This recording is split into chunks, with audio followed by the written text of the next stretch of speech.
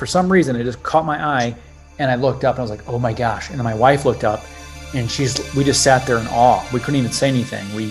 It moved like it was designed to be invisible. It defied the laws of physics. I would say it was bigger than a city block.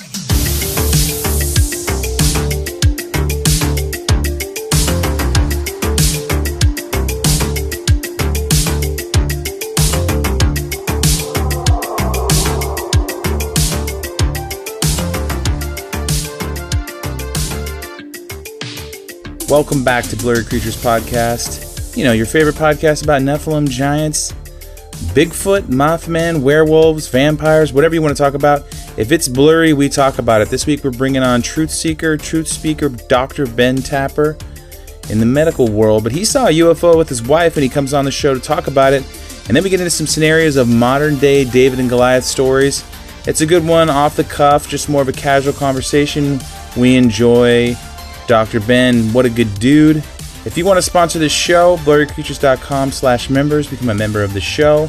We got a members chat tonight, Tuesday, July 26th. If you hear this and want to become a member, boom, you're in. We're going to send a link in a few hours.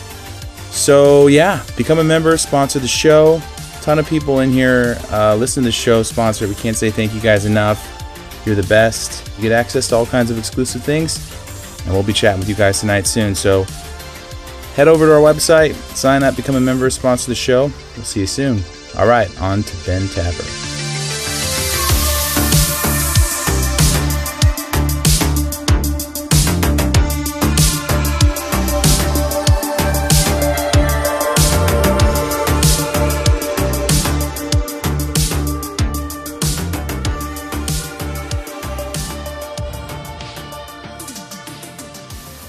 The history of our Earth is so different from what we can imagine.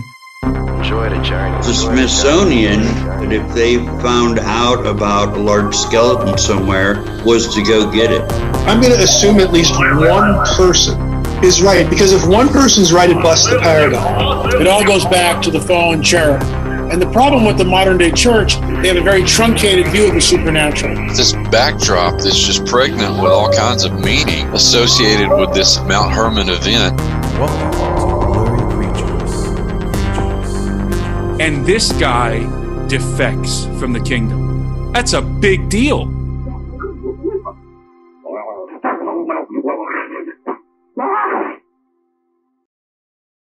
Well, welcome back, Dr. Ben. Well, thanks for having me. Dr. Ben Tapper, the legend. Living off the grid, catching fish. Growing great beards, having great lettuce. Yes. Speaking the truth. Seeing UFOs. Nate, and you say welcome back, but I mean our listeners aren't going to have heard, yeah, heard the initial, but this is our second time around with Dr. Ben Tapper. Sometimes, Luke, we interview someone and they don't know who the heck we are. And then they go listen to our show and they're like, man, we can get as weird as we want now. These guys are super dumb and super weird. Yeah, let's just make it happen. That's exactly what happened. Oh, exactly. Yeah, there's so many podcasts out there, Ben, and there's so many people trying to speak the truth. And, you know, it's a sea, it's a jungle. And we spend a lot of time editing our show to make us sound a little less dumb. And we have fun. We have a good time. And originally you sent us a message because you were like, hey, I saw the UFO that you posted on your page, and I had a really good look at it. I could have thrown a rock at it. And, you know, a lot of people don't get that close of a look at these things, or they see them and they're way far away. And so we originally brought you on to talk about that. We could talk about that again, kick it off, and then if you have any other crazy things going on in your brain, I'm sure we'll get into that too. But welcome to the show. Thank you, my friend. Thank you, guys. You guys were like... Ben, you saw the same UFO, just to piggyback on what Nate said, the Tim Alberino. Yeah. We had on Tim allegedly saw when he was picking up creatine at the local supplement store. He was getting his pump on, and he had a close encounter. Dude, right. Well, so it was actually really weird because I was just telling my dad about this story, and I was trying to Google images to try to find something closely that related to what we saw. And you guys posted that picture, and I was like, oh my gosh, that's exactly what I saw. And so I sent off a message. I actually screenshotted that, what you guys posted, and I sent it to my dad. I said, this is exactly what I saw. And I showed my wife, and she's like, oh my gosh, that's it. So even she confirmed that it was what we saw. Yeah, you guys were just hanging out one day eating. Yeah, well, lunch. I got a burrito and some enchiladas and keeping up with my dad bod, and we were chowing down basically at this picnic table, and it was like 10:30 at night, and we were just sitting there, just talking, just chilling, and we lived on the outside of town, and it was in Davenport, Iowa, where I went to grad school, and basically we're just sitting there, and I thought this bat swooped down, it caught my eye. And I looked up and I could see this triangular shape that was just almost floating. And it looked like God made an airplane and just tossed it ever so slightly. And it was traveling, I would say 40 to 50 miles an hour, but it was bigger than my apartment complex. And like I said, I could have thrown a rock at this thing and hit it. It was just above the telephone and the power lines. It was just above. And wow. It had those circles but they blended into the sky. I can't even explain it to you. It was like this, we have direct vision and we have peripheral. And it was almost like if you weren't looking directly at those circles, the peripherals wouldn't pick it up. And so that's the best way to explain it, because I could not visually see it in my peripheral. It just, for some reason, it just caught my eye, and I looked up and I was like, oh my gosh. And then my wife looked up, and we just sat there in awe. We couldn't even say anything. I didn't even think about to grab my phone. I don't even think I had an iPhone back then, but it was one of those things where it was crazy. Get the flip phone out, right? Get the flip phone, right? I think I had the Razor back then. Now get some very blurry footage. Yeah, right on brand. Right, dude. I got to say this too. I was listening to your episode with Travis Roy, which I thought was fascinating. And I talked to him on the phone. And so when you said that you did a podcast with him, I had to go back and listen. And dude, I loved it when he said something like, yeah, I'm trying to read this newspaper article, but it's long and blurry. I literally laughed out loud because I think Luke, well, that's like us. We're long and blurry, so it's good. I love it. Yeah, Luke and I never miss an opportunity to get some locker room jokes in. Dude, puns, puns, anything that's mildly in the blurry, sort of inappropriate, not inappropriate. Mostly in the text messages, though. We can't put that on the show. Yeah, this is a family show, so once we put it all, ends up being either cut out or right. Well, I think we talked about that last time too. The dad jokes. I love the dad jokes. Yeah, we have a good time. And that's kind of what we try to do on the show. Is just it's heavy content. It's serious content where they're talking about Nephilim giants, and a lot of times these things are, the stories aren't so friendly. These creatures are terrifying people, but we try to have fun at the same time. Before you see this UFO, though, I mean, what's your knowledge of this subject? Is this just like blowing your paradigm at that moment when you're just sitting there looking at it? Yeah. Well, I mean, I've seen some crazy things, and I've always had this interest in the blurry, right? I've always just because I was fascinated with different stories, and I lived in the boondocks, right? We lived way out in the country, the tail end of the Loess Hills, and we've had all these different stories of people seeing different things. And one in particular, my neighbors, they lived about 8 miles from us, right? Now, this gives you a perspective how far we're in the country. If I say they're my neighbors. Neighbors 8 miles, yeah. Right, they're my neighbors, right? And so, but we lived in Loess Hills are very hilly. They're not mountains, but there's crazy hills, right? And in order to get to their house, you had to go off a gravel road, drive a mile back, and they were like this one residence that was off this gravel road, and they lived on a huge hill, and it flattened out, and then it went up again, and then this huge valley that was behind them, and nobody lived around this area. It was just like this hidden valley back there, and I remember we're sitting in the hot tub, we were just kind of talking, and they were telling me that they saw this UFO in this valley one time, and they said they thought there was a grass fire. And it was late at night, and they ran over there, and they had all these lights going crazy berserk in this valley, and it wasn't making a sound. And they ran back, and they told their mom ran back out there, and they just sat and watched this thing. And I was like, yeah, right. And I was like, you guys are full of it. And they're like, go, seriously. And so I went inside and I asked the mom, I said, what did you see in that valley over there? And she told me almost the same story, but her version of the story. And they said it was there for a half hour, and it was like a light switch, poof, and the thing just disappeared. Bam, like shot out to the sky, like a blink of an eye. at the speed of light. Wow. And I knew they were telling me the truth. So I had this, this keen interest at a young age of different stories. And, when you live on the country, you always had this fascination too, with the stars. You always look at the stars. You're always just looking for different things, and hearing different testimonials like that. It's interesting. So I've always had this interest in that. So. Ben, talk about so it's this V-shaped craft, like Tim talked about. Like how big do you think it was? And you said it swooshed. Did you hear any sort of mechanical or like engine or any type of noise, or was it completely silent? Because we've heard all of the above sort of on the spectrum. So that was the most eerie thing of all, is that it was so, the best way to describe it, it moved like it was designed to be invisible, both visually and audibly. There was not a sound, and it just moved. It defied the laws of physics, because the size of this craft was, we had 3 apartment complexes within maybe a block and a half span here. And this thing it was bigger than the apartment complex. I would say the tips on the wings were just on the outside of the apartment complex. So like a city block, or I would say it was bigger than a city block. That's crazy. Sounds like Independence Day. Dude, these things like rolling in. And if I were facing God right now, he's like, "What's the craziest thing?" I'm sure he would know, but if I had to say what the craziest thing I've ever seen, that would be it.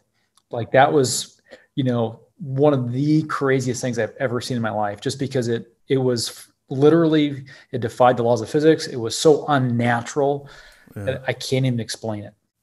It's huge. It's not a small craft. No. And how long was the whole encounter? Well, like I said, it was very, it flew very, like I said, just so smooth. It was just gliding through the sky. Like if you just took a paper airplane and tossed it.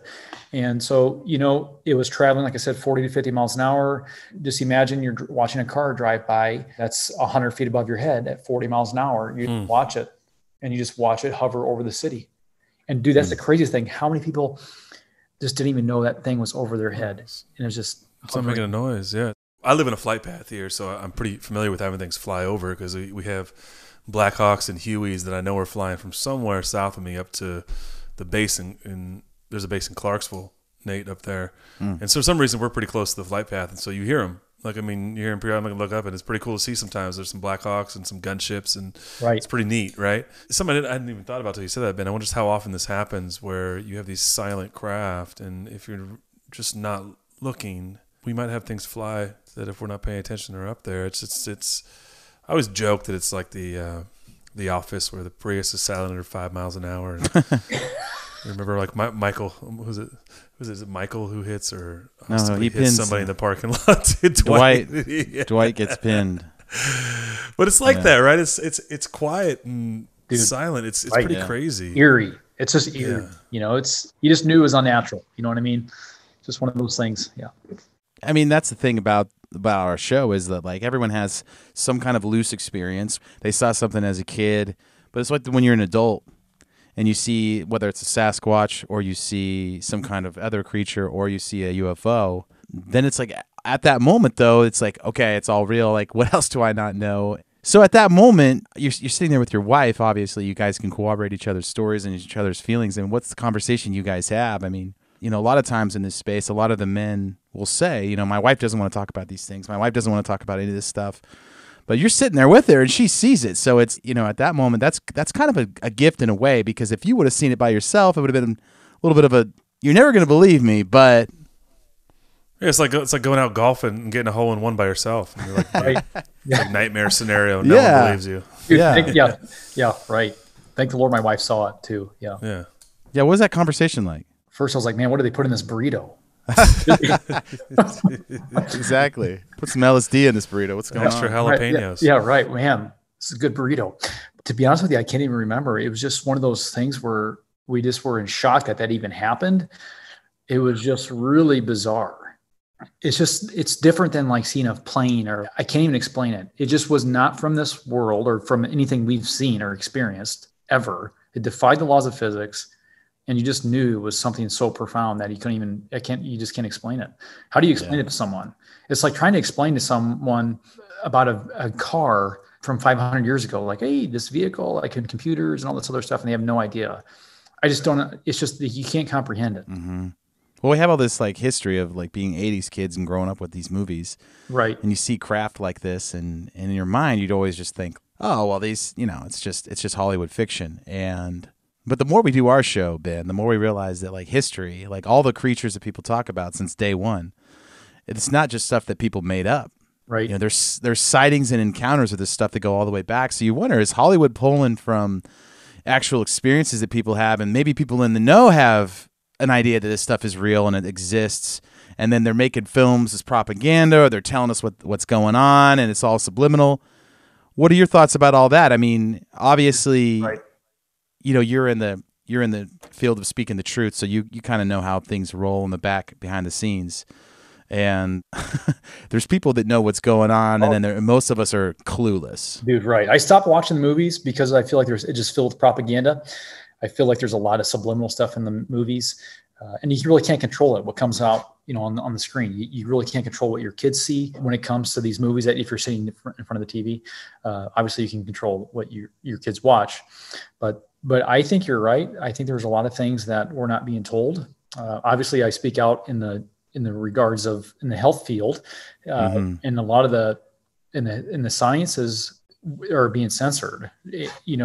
I speak out against a lot of things, especially when it comes to vaccines and whatnot. And there's just a mountain of information that's being censored and kept from the public, and they just don't want that truth out there. And so it's, I believe it was George Orwell that said that in the times of universal deceit, telling the truth is a revolutionary act. But my point is, there is massive, massive, massive censorship, and that is not just in the health field. That's in all sciences, and they don't want the truth out there because they are so afraid of the indoctrination being uprooted. Because we are so indoctrinated in the theory of evolution that this is I believe in a young Earth, and they're saying that this is an old Earth, and that we came from nothing into something, and that with the apes and everything we came from that. It doesn't make any sense. So that being said, I don't know if I answered your question, but it's that there's science that's being censored, and it's evil. Yeah.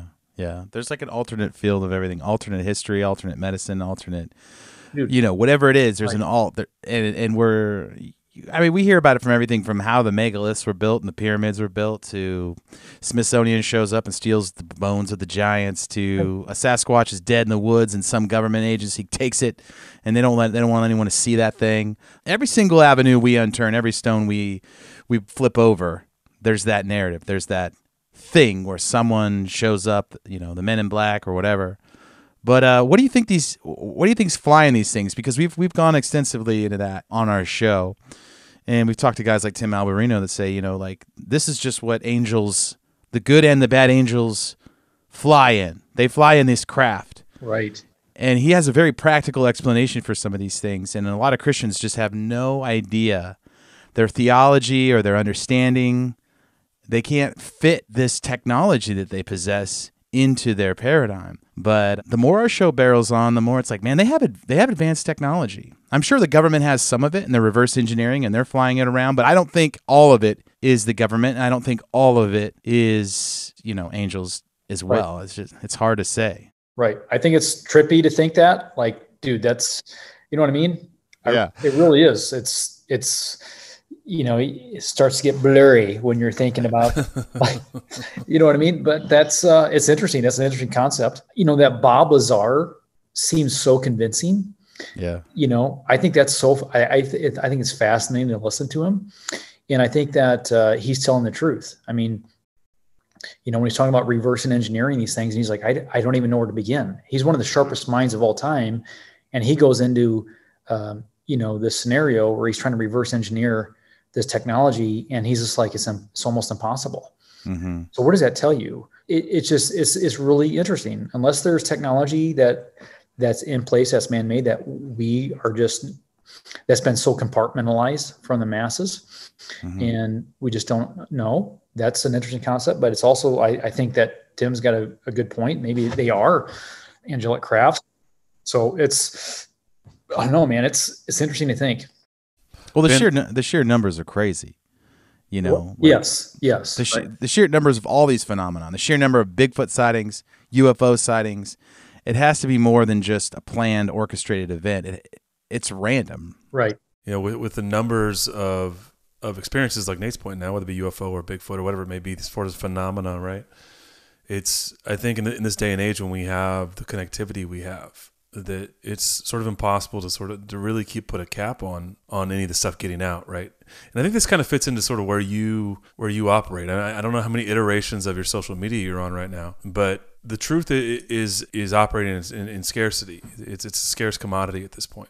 And so on that note, I'd love your take on why why the amount of censorship we're seeing and the uptick in that, and where you think this is going, because this is, I mean, aside from you seeing the UFO and having this experience, like your expertise when it comes to this is that you've been deplatformed and banned and shadow banned and again for telling the truth, and you've been proven to tell the truth. And so some things we talk about here is, and it fits into the blurry space, Nate, in a big way. In some of the ways, it's that, like, or in all the ways, is that now that everybody has access, and we have a podcast, and we're sort of on this other platform where that wasn't available really 20 years ago, right? Mm-mm. It would have been like pirate radio. Me and Nate would have been in our basement with a ham radio talking about stuff and hoping that the truckers are listening or something like that, right? But now we have this flow of information. So the tool is censorship now. It's deplatforming, it's control, it's censoring, it's trying to squash the truth, or at least free thought about the truth, or free discourse about the truth from being out there. I would love to, from someone who kind of is walking that, we are as well, but like really walking in that. I would love your take on why, and your thought. I mean, there's a lot of thoughts on this, right? So we've covered a bunch of this. Like, obviously, from a biblical standpoint, a lot of stuff has to happen, but it has happened over time as well. Like, the censorship is not a new thing. This happened during World War II. It happens in revolutions, but I just said, you could put a cap on so many things before, because there wasn't this free flow of information that was sort of impossible in some ways to try to contain. Right. Well, I love the quote by George Martin. He says, when you cut out a man's tongue, you don't prove him a liar. You're just fearful of what he might say. And so I think of they're protecting a lie. That's why censorship exists. It's there to protect a lie. You know, and there's a saying out there, when the lie falls apart,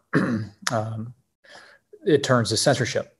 The tyrant is the tool, or censorship is the tool the tyrant uses when the lie falls apart. And, you know, the end game, I believe, is obviously it's spiritual. This is a spiritual warfare. And think about if people knew the truth, and if the truth was truly revealed, how many people would start opening their hearts and minds to the Lord and realize that this is all spiritual.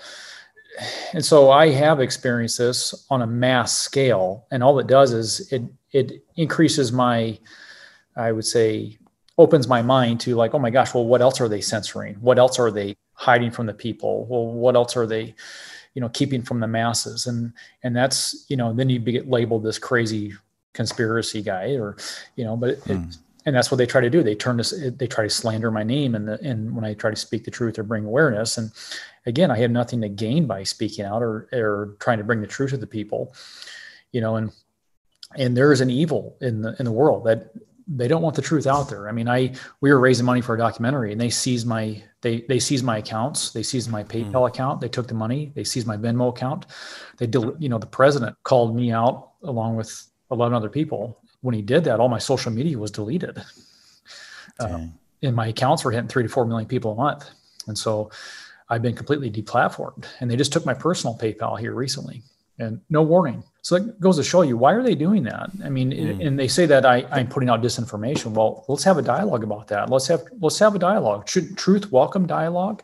And science, when they say science is settled, well, then let's have a dialogue about it. It should be challenged. If science is settled, then it should be challenged. They should allow the challengers to come, and if science if it ever evolves, then we need to have dialogue. We need to have conversations. And in today's world, people are so like when you, especially in the healthcare field, they're like, well, show me the studies. Show me the peer-reviewed articles. And I just laugh. I said, do you realize that's not really science? That's academia. And that's people are just coming together and agreeing on a topic. That's not really science. Science is observational, what we can see and what we can observe. And so when I see a craft floating, that's observational. I'm witnessing this with my two eyes. Now, we can go on theories and philosophies and figure out who's flying it, what that is or whatnot. But really, it's observational science. In my eyes, you can't convince me otherwise that I didn't see that. I saw that with my own two eyes. That's science right there in itself. But going back to what the end goal is here, think of the magnitude on this lie. If this could get out on all fronts, whether it's the corruption with the data and this whole pandemic thing, if that information get out, it'd cause a revolution overnight. Or if there was a giant skeleton that was found, and if they could hit the masses, and if they could do, and if all mainstream media would show that on the TV, and think of the magnitude that would have on today's education, today's sciences, we would literally have to uproot all of this evolutionary garbage, and it would change the game of everything, because people would have to say, oh my gosh, giants did walk the earth. That correlates to the Bible. I don't know. It'd be epic. It almost feels like we're being conditioned, like there's going to be some sort of, we know there's some sort of religion that's coming, right? And so it's right. And so I think the evolution stuff is it's kind of dumbing us down to whatever religion that's coming, new world religion that's that's right around the corner. It's coming right at us. I definitely don't think it's going to stay in this evolutionary narrative for very much longer, because people like Luke said, people are having more experiences, people are filming more stuff, people are tuning into our podcast and other podcasts like this. People are watching Ancient Aliens and coming up with their own wild theories because they know, okay, something's not right here. Something is happening. My friend saw this, or my friend's friend saw that. And people are sharing, all kinds of encounters. And the church, for whatever reason, is like the most, they're the snoozing the most. Dude, that's the weirdest part. Right. It's the truth, man. I feel like the church is being sung a lullaby. And right now, the people are starving for the truth. And I think that soil for the truth is rich, and people are really starving for that, and they're seeking for the truth right now. And so I think it's so important. So I love your guys' podcast. I think you guys are being bold, and even though you say we're just a couple of dummies doing this stuff, I think that you guys are doing good stuff, and you're having a dialogue about these conversations. And I think that's important. I think it's important to talk about and not be afraid to talk about these things, because obviously we are seeing things like this, and it raises questions. And I think the last thing we need to do is write you off as crazy, or write me off as crazy and say, oh, that's all just weird stuff, because that's gaslighting, and you're not being respectful to what they see. You just want to believe the narrative and be comfortable and put your blinders on. Yeah, man. What I think gets me, Nate and Ben, is that just maybe the sheer amount of propaganda and conditioning that gets thrown at us. It just feels like you sow that and you reap just apathy. This is what really been pressed upon me lately, is that even when the truth gets exposed, dude, it's like people are so apathetic that no one cares. It's just like they move you on to the next Disney Plus movie, or the next thing on Netflix, or the next story, and nothing happens. It's almost in some ways depressing to see that, and I think the greatest example of this could be in this vein, right, is that we had the first hearing in 50-something years about UFOs in Congress, and it barely made anybody talk, anybody say anything. The fact that this is leaking out, or the truth coming out about these last 2 years and what we saw in the origins of COVID and the things that are coming to light, all we have is apathy. Dude, right. It's like people are just like, look over here, and they look over here. Right. And that's what really worries me, is that when I'm asking what's the end game here, I mean, obviously we're talking about the enemy. We're talking about deception, right?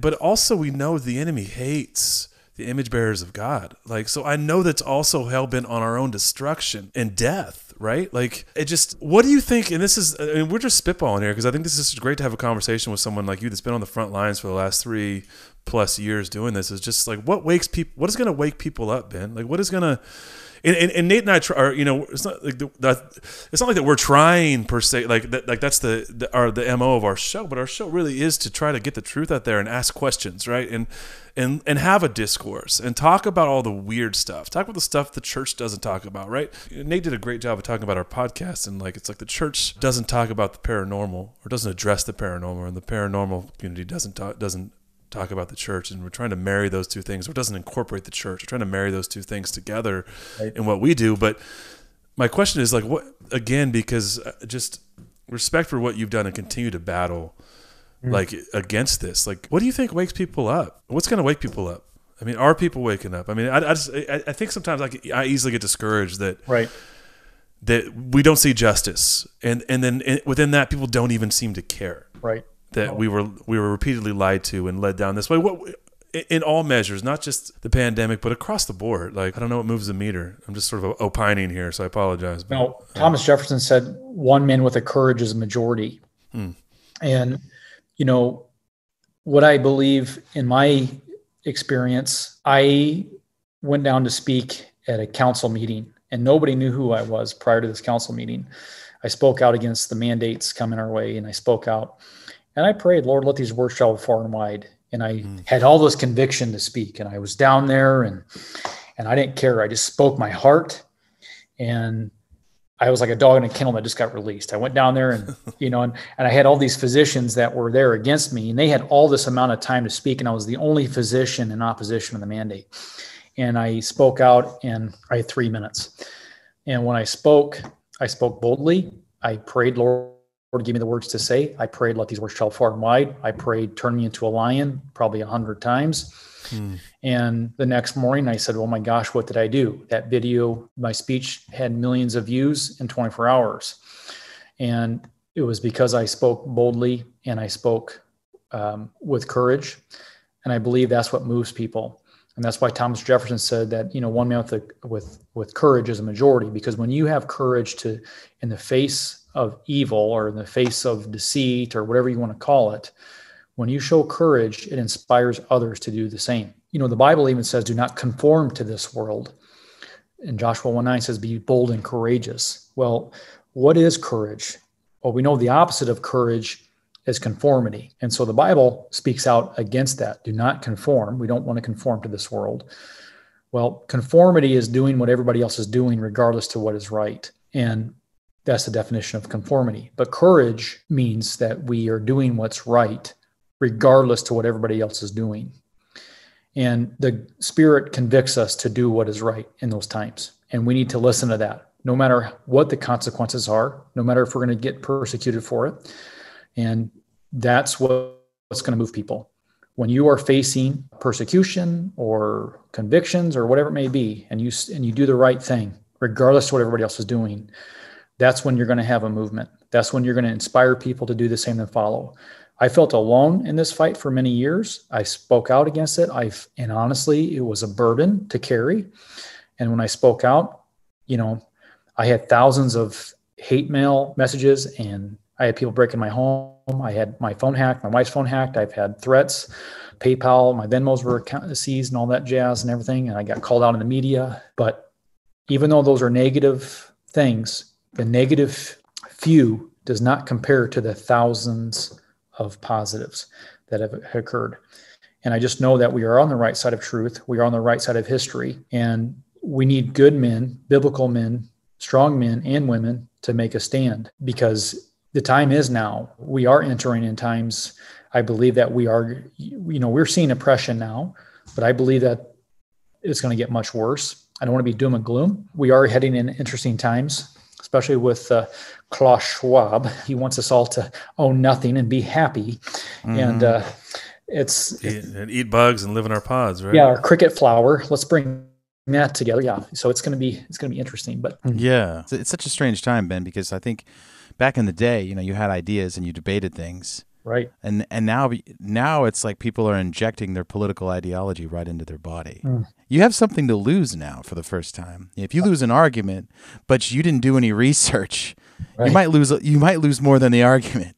You might lose it all. Yeah. Because you're so aligned with your political beliefs that you'll just do whatever they tell you to do, and you have no autonomy of your own decisions, your own thoughts, your own life. It's a really strange time. And in a way, it's kind of like high stakes poker. The blinds were low. We could just debate on Facebook for the last 10 years, but now it's like the blinds are high.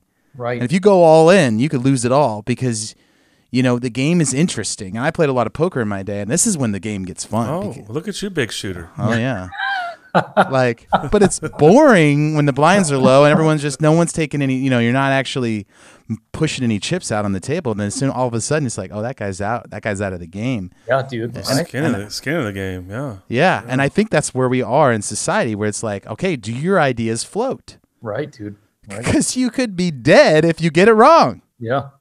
And some people are just rolling their eyes, and I know that's it's a polar thing to talk about these days, but that's where we are. And we don't get into that a lot on our show, but we definitely see the themes that you're talking about in all these areas. Right. It doesn't matter. Pick one. Pick any of them. Bob Lazar. You have that Bob Lazar spirit in you. There's a Bob Lazar in every one of these camps. A guy that's just like, wait, what? They're lying to the masses? And they don't have that thing in them that says, follow along, don't say anything. You guys, you guys are the guys like, no, I'm gonna hit the bear horn. I'm gonna bang the like, wake up, right. And I do think there's a lot of people in the Bible that were like that. Amen. Dude. know? Amen. Oh, dude.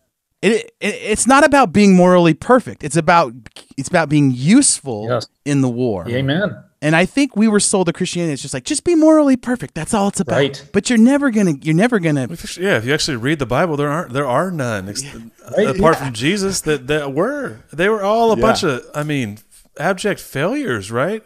Yeah. Murderers and adulterers and liars and thieves, and it's Amen. That distracts you from the actual being useful in the actual war against Satan. Right.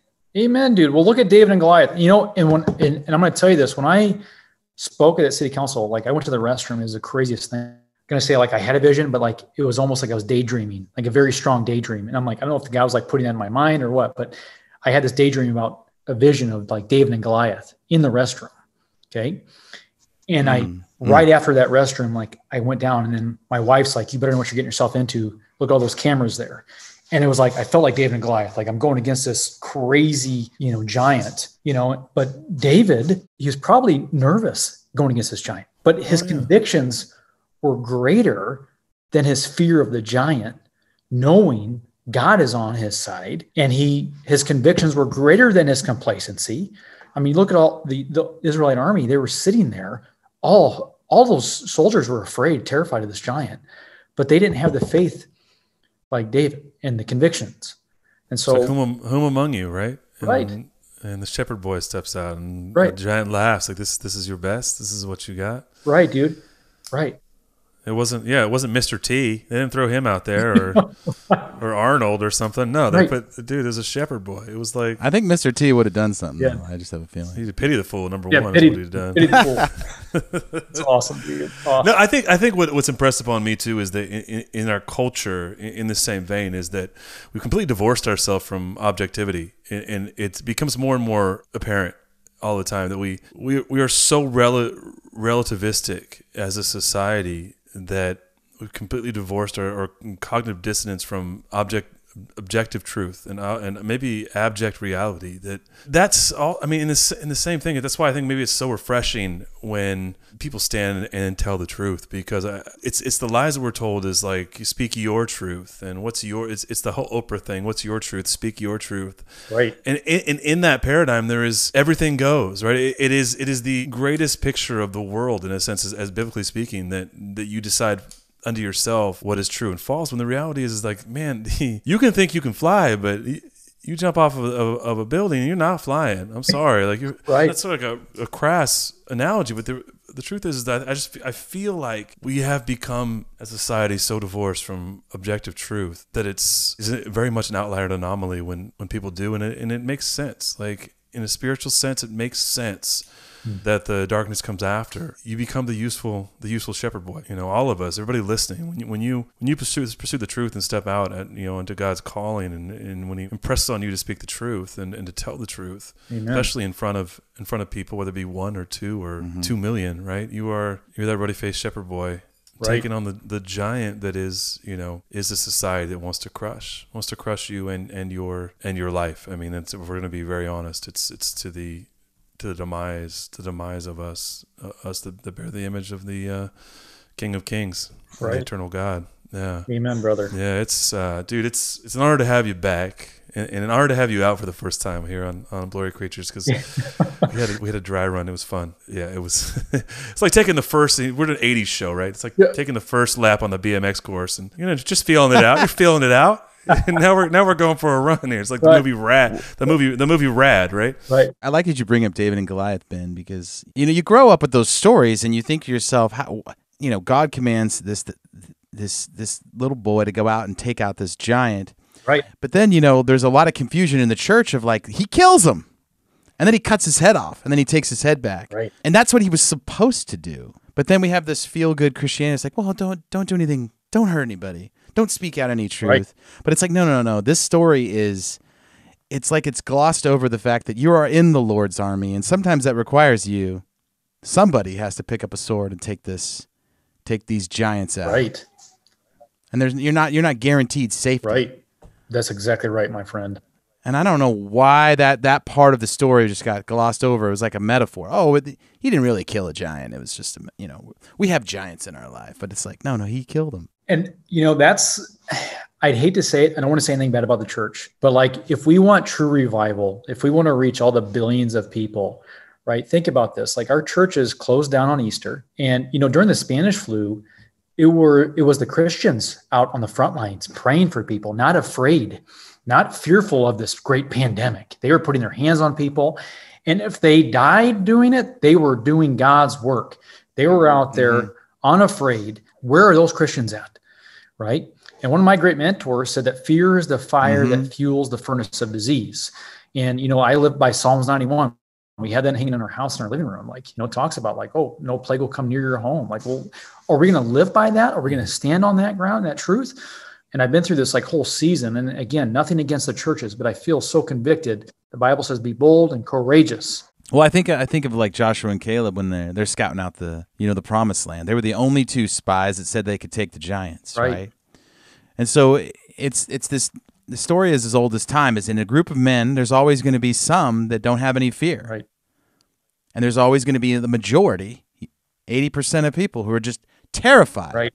And they live by fear. And they're going to try to sway the church and say, no, let's live by fear. Like I knew my friend, a friend of mine, there was only one church in Northern California that didn't shut down in the pandemic. And I know them.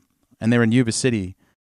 Yuba, baby. Luke, yeah, where we grew up. I grew up in Sacramento. Luke grew up in Chico. We grew up in Northern California. There's only one church that didn't shut down in that area the entire time. And I know that, to use this metaphor, 90% of Christians are going to be like, they're terrible. You want to kill people? You're going to kill people going to your church? And they have this whole moral argument of why they should shut down and stay far apart from each other, because that's what Jesus would want them to do. Oh, my goodness. I cringe when I hear that. Right. Yeah. I cringe. And it's these two camps. I mean, I understand that whole camp of like the woke Christians who think that, it's our job just to roll over and die in the name of Jesus. And it just doesn't go like when you actually go back and you look at the history of the men who pushed the church forward, put the church on their back, the disciples, guys like David, guys like Joshua and Caleb. They were fearless warriors. Right. They didn't roll over and die for nothing. Right. And we have completely confused Christianity with whatever this roll over and die mentality is. Right. And I've done it a lot of my life, and I'm tired of doing it personally. Well, it's like Under Oath said, right? They're only chasing safety. Yeah. There you go. Dude. Right. Or this illusion of safety thrice. Yeah, right. Here, let's go, dude. That's not 80s, but that's our era, bro. That was the scene. No, I think Jesus said that lose your life in order to gain it. Like Benya said, to be bold and courageous. The church is supposed to be a hospital for sinners, for the sick. Right. Not a place where, definitely not a Tony Robbins conference where we show up and we all feel good about self-help and everything. And like that's all. There's a place for that. And that's all fine and dandy, but that's not the church. And that's definitely not the message of Jesus. And I think in a time where the church had a real opportunity to be a hospital, for the sick, for those who are scared, for those who, and also be a beacon. Amen. And instead, I think the vast majority chose the illusions of safety. And I think honestly, everything again comes to our initial conversation about the truth, right? It's like that there's such a hunger for it, and the church didn't meet that need. They didn't stand in the gap and meet that need for the truth. And and I think that we can talk about this on a macro level, even just in general, with the idea that the reason there's a space for what Nate and I are doing here, right, however small or large, is there is tons of things that people are dealing with, are seeing, are experiencing, and realizing that the biblical paradigm has a place for all of these things to be explained. And especially for those who put our foundations and our hopes in Christ, you have to have these discussions. As weird as it sounds, even Bigfoot, even the big guy, Right. That's good, man. So, well said, brother. You guys listened to your podcast earlier on the earlier seasons, man. Just going back to that, it's fun to listen to you guys, and it's fun to have these conversations. The Bible says that no one will enter the kingdom of heaven unless they have like a childlike faith, right, and spirit. Dude, talking about like the giants and even Bigfoot, like it brings us, it like humbles us and gives us like that childlike spirit. I don't know about you guys, but it does for me. Like it's fun, and it's like it's fun to talk about, and I feel like that's what it should be like. I have a great friend that wrote books about this, and really just one of the main tenets of his point of view is that we've lost the wonder, and like he uses the word whimsy. We've lost the whimsy of experiencing God. This idea that there's this wonder and even this magic, and that's not the right word, but it's the right word. Right. In experiencing creation and God and God's presence and the joy. And I know that we always try to deal some hope at the end of some of these things, because it can get so heavy and so dark. Yeah. I mean, especially when we're talking about the direction of society. Well, that's what I was thinking, Luke, when he was talking about some of the things you've been dealing with. It reminds me of one of the plagues, the 10 plagues, was the plague of darkness, right? And the church, in the middle of the plague of darkness, the Israelites, those who had the Spirit of God, they had light in their home. Yeah. And so it's like I feel like we're in that dark time. Where people are so afraid, right? And it's when the Spirit of God is on, you have light, and you are shining in the darkness. You are not afraid, because if you die, it is to gain. You don't lose anything, right? So you're not afraid to die. Right. And the weird way, like you were saying, the immune system responds to that. Even the less afraid you are, the better chances you have to survive anyway. So you might as well not be afraid, because the more fear and the more you cower, it's a bad thing for you. But it reminds me of that. We're in that time where like people are running around looking for some light, looking for some hope. Amen. The Bible calls us to be the salt and light of the earth, right? And it's crazy. I mentioned earlier the David and Goliath vision, but like after that video, or after my speech, I didn't sleep for 5 nights. And I remember people kept calling me a watchman. I was like, I don't even know what that is. My wife had to send me like, it's biblical. And people kept calling me a watchman. And I really didn't want to take on that title. I didn't want to even say that I'm a watchman, right? And because there comes a lot of responsibility with that. And in the perennials in the wild, if they're watchmen in the wild, they will sound the alarm, knowing that a predator is coming, knowing that they're going to die. But they still sound the alarm to warn others that the predator's coming. And that's really what a watchman is. They're sounding the alarm about a certain threat or predator or topic, or maybe to let the masses know, knowing it's putting itself in danger.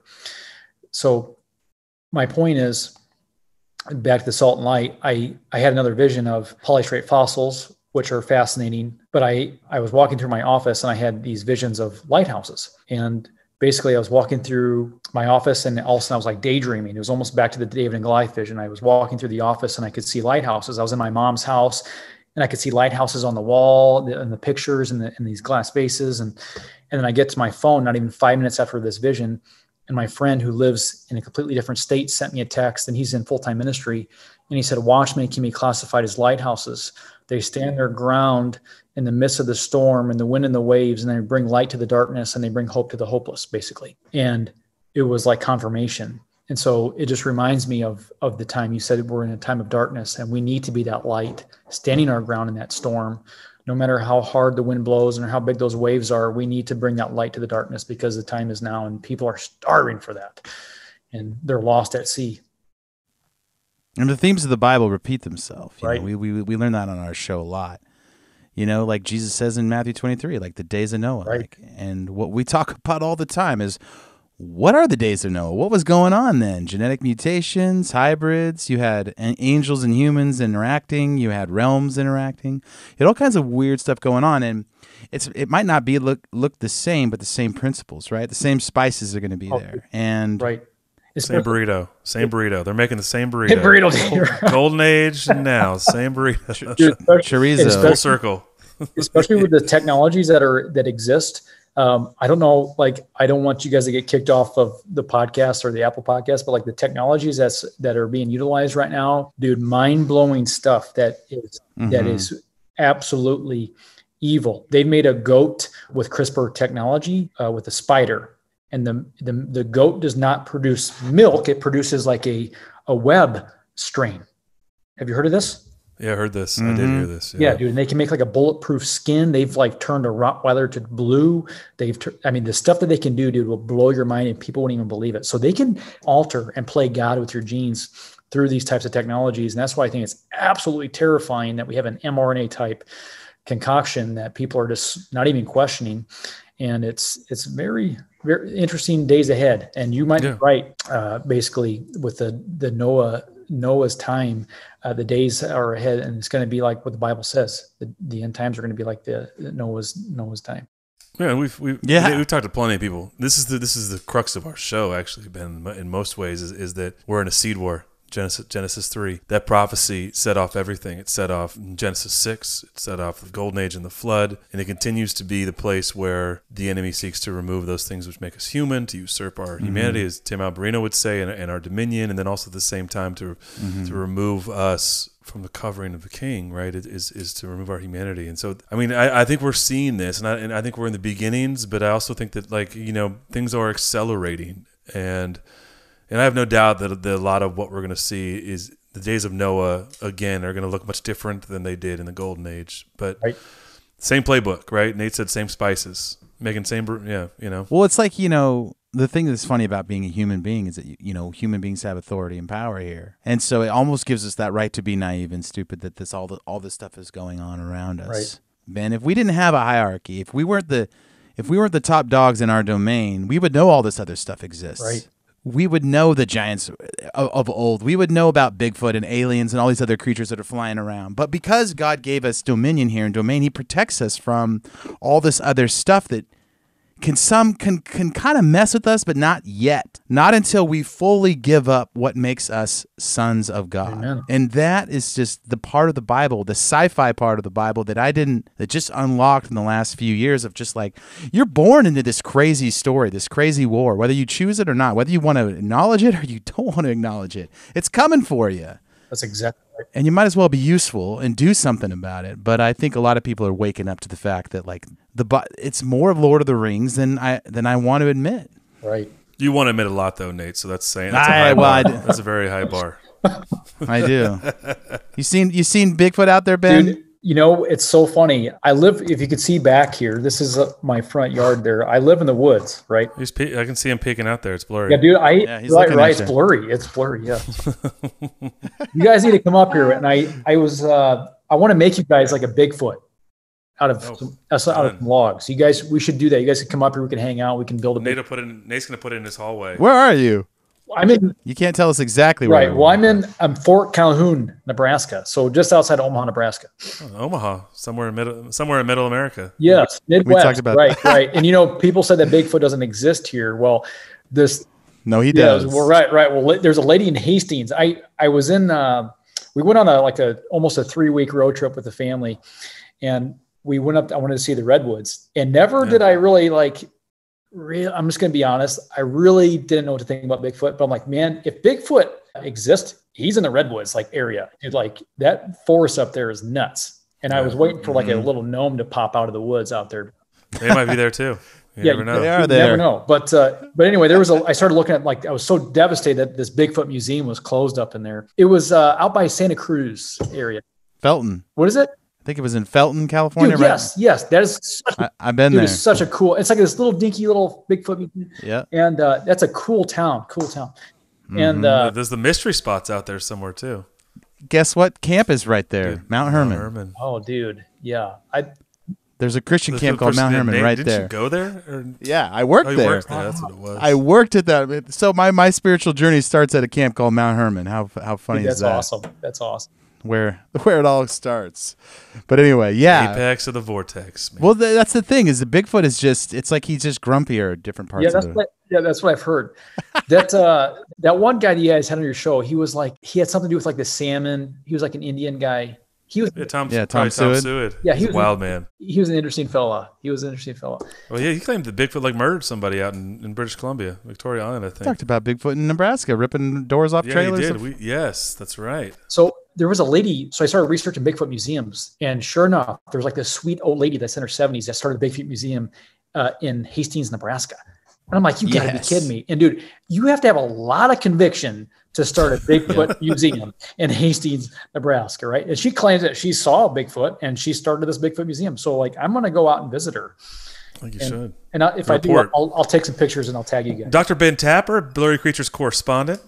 That's right. On the ground checking in. What do you got down there, Ben? See? Sign me up, dude. Sign me up. She's got a little bit of Bob Lazar in her too. It's these dude, right. It's these people that just can't, they don't care what anyone thinks. They're going to follow their heart and they're going to pursue the truth. Love it. You're one of them. Right. Yeah. Did I get the job? You did. Yes, I'm hired. Okay, good. Correspondent. Yeah. We need you to split wood and prepare. You got it, dude. For the end. Prepper. Oh man. Because we have nowhere to go if they start blowing up the coast. We're driving to Bend. Going to Calhoun, Nebraska. Let's do it. But Bigfoot's out there, Ben. You got to watch out, and the little people too. Right. You know, I think in our first get together, I showed you the Bigfoot walk. Right. My brother-in-law is a huge Bigfoot fan. He's really, dude. Oh yeah. Have you got him blurry yet? Oh, I actually just told him about your podcast. Let's go. Yeah, he's going to be all about it. He doesn't know. Yeah, he doesn't know we're getting. He's getting pump faked. He's getting pump faked, thinking it's a Bigfoot podcast, and we're going to get the theology coming all the way around. Dude, that's what it's all flavors. Blurry. It means that there's a lot of flavors in there. That's what that means. It's a lot. It's like Baskin Robbins. We're just a little more diverse.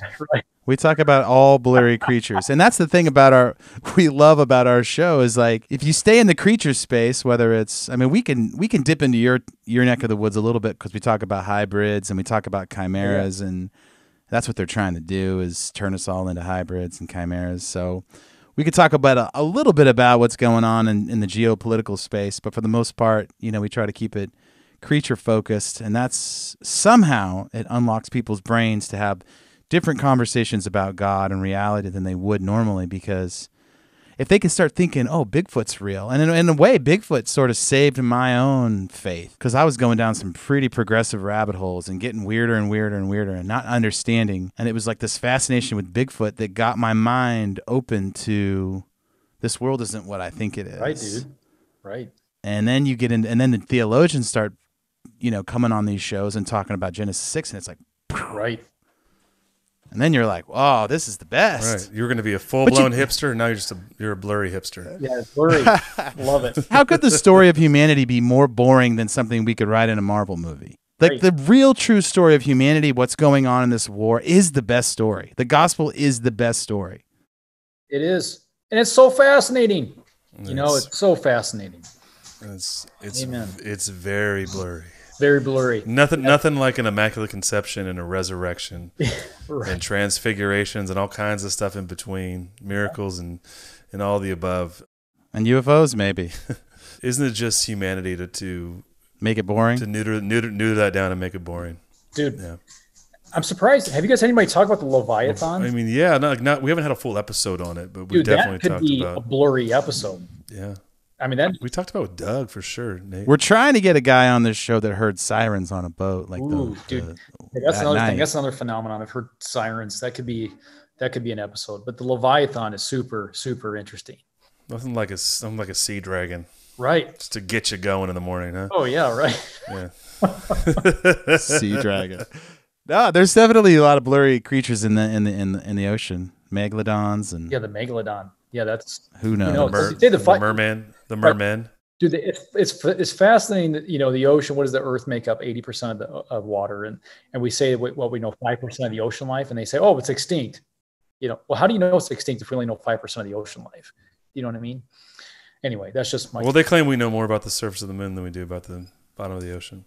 Well, it's true. You can see it. But is it flat, Luke? Ooh. Flat earthers love our show. We love you out there, flat earthers. Don't give up on us just yet, okay? I want Luke to answer that. I don't know.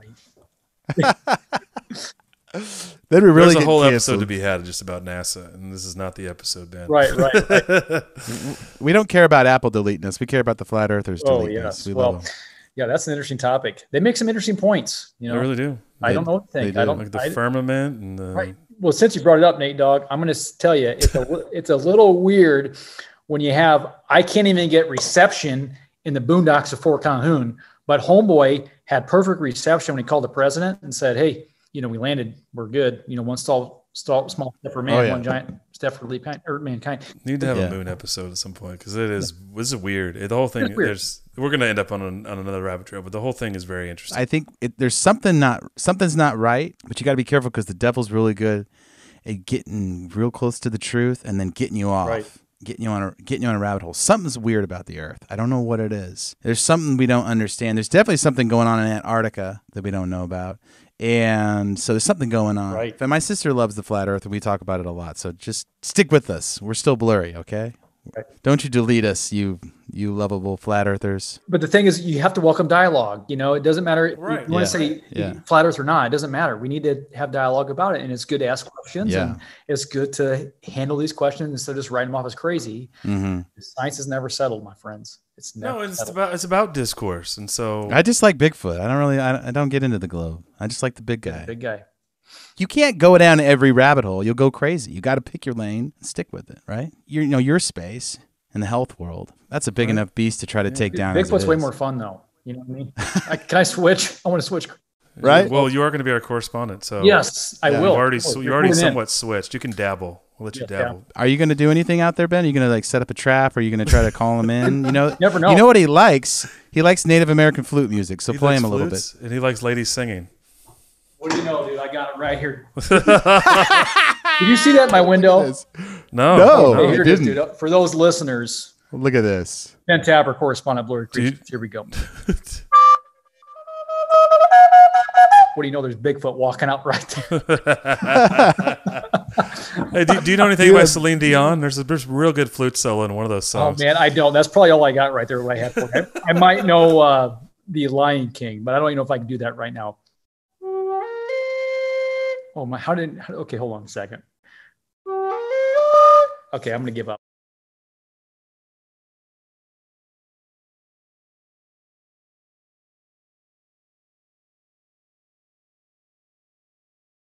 When we interviewed Ellie Marzulli, and he pulls out like an elongated skull right in the middle of a briefcase. He's just like, you guys want to look at this? Yeah. You just pull out the flute right out of the window. No, I'm serious. Ben, if you play that tonight, if you go out and you have a little fire out there and you start playing that thing, dude, keep an eye out because he's going to come up. Got it. I'm going to do it. Yeah. Let us know. I'll have a Bigfoot ritual. I thought about actually buying like a high production Bigfoot suit because my neighbor, his acreage butts up to mine, and he's a deer hunter, and he's got trail cams. It's a good way to get shot, Ben. I know. Careful out there. We're not encouraging that by any means. I thought it'd be funny, though, just like drag like a dead animal in a Bigfoot costume in front of the trail camp. Maybe safer in like more of an urban setting, maybe downtown Omaha. Yeah, maybe a little safer. Probably. Yeah. It's a bad idea. I'm glad you talked me out of that, Luke. Yeah, I want to see you around for a little while longer. At least. That's right. Okay. We thought the deep state was going to get you. That's right. Turns out big my neighbor. Turns out your neighbor Hal in his 30 Winchester or Winchester Bigfoot. 300 guy. Or better, or hey, even worse, you call in Bigfoot and he finds you attractive. Right. Yeah. Right. That's a bad idea. Do that. Yeah. You're gone. I just wanted my obituary. I just wanted to say on my tombstone, the correspondent for Blurry Creatures. To the man, it's the man on the street. Man on the street. Dr. Ben Tapper. I love it, Ben. Awesome. I love it, man. Thanks for doing what you do, and thanks for speaking the truth, and thanks for messaging us. I know that it's not easy. I know we make light of some of these topics and subjects, but I mean, what you're doing is difficult. Luke and I did one live episode. We haven't walked in front of Congress or done anything crazy. where we're trying to speak the truth in front of, a bunch of talking heads and a bunch of people who are just cowards. I can't imagine just getting in front of a room of cowards. People that know the truth, they know what's going on behind the scenes, and they just stick to the narrative. Why? Because someone promised them, you'll be at the top of the heap at the end of all this. Right. Just a bunch of men have cashed in their morals, and no one wants to speak out. So we're proud of guys like you. We're proud of people who speak the truth, and we've interviewed a lot of them, and dudes in history who went against the flow and said, you know what, no matter what, I'm going to talk about, whether it's how the Egyptian pyramids were built or it's these giant bones that have been dug up that farmers found, and I'm going to make sure that someone knows about this, and I'm going to print this article, or this Sasquatch came and did this and that, and I'm not going to not tell people because I'm afraid of what my neighbors or my friends will think about me. And I just admire that about you, Ben. Well, thanks, bro. You don't give a flip what people think, and that's not easy in this society when everyone cares so much about what everyone else thinks about it. Right. Well, I appreciate you saying that, my friend. Dude, give everybody give yourself a little plug here and tell everybody they can find you and what you're working on. If you come back from the woods tonight. Yes. Right, yeah. You can find me in the woods in Fort Calhoun playing my Indian flute. Yes. Find me at Hastings, Nebraska here very soon, being a correspondent for Blurry Creatures. But you can find me on Instagram. Just type in Dr. Ben Tapper, dr.Ben Tapper. Should pop up, but I'm probably shadow banned or censored. You can find my movie at www.thetimeisnow.movie, not .com. Thetimeisnow.movie. You can watch the movie, and you can watch the speech that I gave that went viral. And basically, yeah, that's it. Like I said, I don't do this for publicity. I don't do this, but I just do this because my convictions are greater than my complacency. And if you got anything out of this episode, listen to me. I just pray that I inspired you to be courageous, to be bold and courageous, and to pick up an Indian flute. Yeah. Mm-hmm. Call them in. Call them in. The blurry flute. That's what I'm going to call it. That's right. You got to get an old film camera. Yeah. You got to get an old film camera. That's how you catch him. In all of his glory. Yeah. Yeah. You can't have anything digital. They'll run away. Right, from that. Dude. Oh, and I listened to one episode on the way home. My boy and I still joke about this. The dude that casted Bigfoot's butt. Dr. Jeff Meldrum. He's the leading expert on Bigfoot in the entire world. Yeah, that dude is. That was a very interesting episode. But Big Butt, my boy and I, we still laugh about it. Yeah, it's good. That dude loves feet. Yeah. More than Quentin Tarantino. More than Rex Ryan. Right. Yeah. Well, thank you guys for having me on. You guys are awesome. Thanks, Ben. Appreciate it, brother. Yeah, thanks, Ben. Thanks, Ben. All right, guys. All right, buddy. Well, God bless you guys. Take care.